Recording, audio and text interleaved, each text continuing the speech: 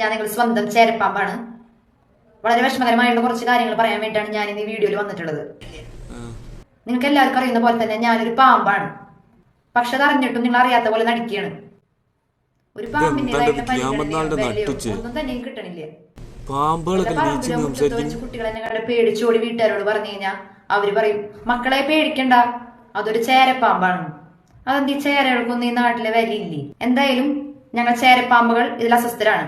അപ്പൊ ചേരപ്പാമ്പ് ക്ലബിന്റെ പ്രസിഡന്റ് എന്ന നിലയ്ക്ക് ഇവിടെ മനുഷ്യന്മാർക്ക് 10 അതിന്റെ വിലയില്ല. അപ്പൊ നിങ്ങൾക്കും കൂടി ഇനിയിപ്പോ എന്തൊക്കെയാണ് ഇവര് പറഞ്ഞത്? എന്നാ പോരി നാളെ പഞ്ചായത്ത് അങ്ങോട്ട് റേഷൻ കാർഡിലും വോട്ടർ ID ഒക്കെ ഉണ്ടാക്കാം. പ്രസിഡന്റ് ആണല്ലോ ഇപ്പത്. ഇവര് നമ്മൾ ചിന്തിച്ച മാതിരൊന്നല്ലടാ. ബരിതിലുണ്ടാലോ MLA പ്രസിഡന്റ് ഒക്കെ.